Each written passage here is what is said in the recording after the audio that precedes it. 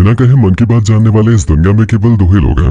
एक तो ऊपर बैठा भगवान और दूसरा हनुमान जी के परम भक्त बागेश्वर धाम सरकार जी, जो अपने प्रवचन से लोगों को हैरत में डाल देते हैं। आए दिन इनके वीडियोस यूट्यूब पे वायरल होते हैं। कभी ये लोगों के झूठ को सामने लाते हैं तो कभी उनके अंदर समाये हुए भूतों को भगाते हुए नजर आते हैं। हर कोई इनके चमत्कार को देखकर हैरान है और अब तो मनोज तिवारी से लेकर अमिताभ बच्चन यहाँ तक कि नरेंद्र मोदी जी भी इनके फैन है। और तो और कहा जाता है कि बागेश्वर सरकार का एक अदृश्य सेनापति है जो भूतों को भगाने में इनकी मदद करता है। तो क्या है बागेश्वर सरकार की पूरी सच्चाई, चलिए जानते हैं।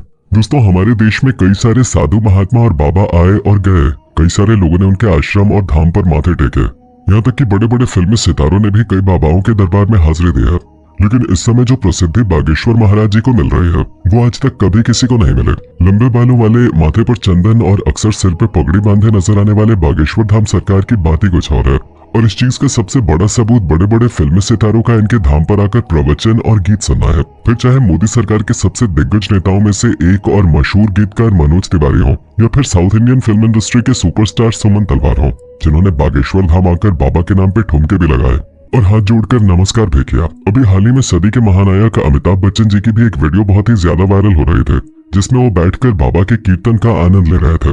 पर दोस्तों, ये सब कुछ एक रात का चमत्कार नहीं है, बल्कि इसके पीछे एक ऐसे बच्चे की कहानी छुपी हुई है जिसके संघर्षों के बारे में जानकर आपके भी होश उड़ जाएंगे। क्योंकि सोशल मीडिया पे एक बार अगर कोई वायरल हो जाता है तो उसकी जिंदगी बदल जाती है। लेकिन बागेश्वर धाम सरकार तो हर हफ्ते वायरल होते हैं। उनकी वीडियोस ट्रेंडिंग पे जाती हैं और लोग अपना सारा काम धाम छोड़कर इनकी बातें सुनते रहते हैं।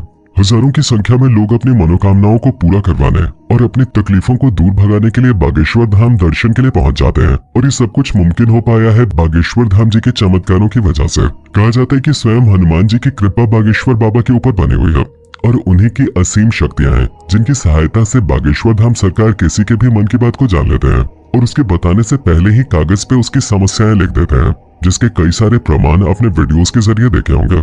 स्टेज पर आकर जब कोई अपनी परेशानी बताता है तो बागेश्वर सरकार उसे पहले से ही लिखे हुए पन्ने को पढ़ने के लिए कहते हैं, जिसे देखकर भक्तगण पूरी तरह से आश्चर्यचकित रह जाते हैं। क्योंकि जो दुख और परेशानियां उन्होंने बाबा को अभी बताई भी नहीं थी, उनके बारे में बाबा पहले से ही पन्ने में लिख चुके थे। जिसके बाद बाबा सभी के सामने परेशानियों का हल बताते हैं और ये विश्वास दिलाते हैं कि भक्तों की परेशानी दूर हो जाएगी। लेकिन बागेश्वर धाम काफी सख्त मिजाज के भी हैं, क्योंकि अगर कोई इनके सामने झूठ बोलता है या फिर गलत नियत के साथ अपनी इच्छाएं लेके पहुंच जाता है तो ये उसकी पोल खोलने में भी कोई कसर नहीं छोड़ता। और आजकल तो बागेश्वर सरकार भूत प्रेतों को भगाने में एक्सपर्ट बन गए हैं। इनके दरबार पे अलग अलग तरह की हरकतें करने वाले लोग इकट्ठा होते हैं और बाबा उन सभी के भूतों को चुटकियों में भगा देते हैं, क्योंकि इनके ऊपर हनुमान जी की असीम कृपा है। वो कहते हैं ना कि भूत पिशाच निकट नहीं आवे, महावीर जब नाम सुनावे। और महावीर से याद आया, जो लोग हनुमान जी के परम भक्त हैं वो कमेंट बॉक्स में जय श्री राम लिखना न भूलें। हनुमान जी के परम भक्त बागेश्वर सरकार जी का असली नाम पंडित धीरेन्द्र कृष्ण शास्त्री है, लेकिन लोग इन्हें बागेश्वर धाम वाले महाराज या फिर बागेश्वर सरकार के तौर पे जानते हैं। पंडित धीरेन्द्र कृष्ण शास्त्री का जन्म 4 जुलाई 1996 को मध्य प्रदेश के छतरपुर जिले में छोटे से गांव गढ़ा में हुआ था। ये एक बहुत ही गरीब पंडित परिवार से ताल्लुक रखते हैं। बागेश्वर सरकार अपने एक इंटरव्यू के दौरान बताते हैं कि जब वो मात्र 9 साल के थे तब उनका मन बालाजी महाराज की सेवा में लग गया था। इन्हें हनुमान जी की भक्ति और उनके प्रेम के सिवा और कुछ भी नजर नहीं आता था। बागेश्वर महाराज का कहना है कि हनुमान जी की भक्ति और उनकी कड़ी साधना का ही परिणाम है कि उन्हें ऐसी सिद्धियां प्राप्त हुई हैं जिनकी वजह से वो लोगों की सहायता कर पाते हैं। असल में धीरेन्द्र शास्त्री ने अपनी शुरुआती शिक्षा अपने दादाजी के साथ रहकर प्राप्त की। कहा जाता है कि इनके दादाजी भी अपने समय के बहुत बड़े विद्वान शास्त्री हुआ करते थे और उन्हें भी दिव्य शक्तियां प्राप्त थी। इनके दादाजी भी दिव्य दरबार लगाकर लोगों की समस्याओं का हल करते थे। तभी से धीरेन्द्र शास्त्री ने अपने दादाजी को अपना गुरु मान लिया और उनसे ही सारी चीजें सीखने लगे। दादाजी के साथ रह के ही इन्होंने रामायण और गीता जैसे धार्मिक ग्रंथों का अध्ययन किया। लेकिन अगर प्रारंभिक शिक्षा की बात की जाए तो बागेश्वर सरकार ने अपने गांव से ही 8वीं की पढ़ाई पूरी की और फिर उसके बाद अपनी आगे की पढ़ाई करने के लिए इन्हें गांव से करीब 6 किलोमीटर दूर जाना पड़ता था, क्योंकि गांव में हाई स्कूल नहीं था और केवल 8वीं तक की पढ़ाई की सुविधा थी। इसी तरह घर से चलकर इन्होंने स्कूल तक का सफर तय किया और अपनी 12वीं की परीक्षा दी।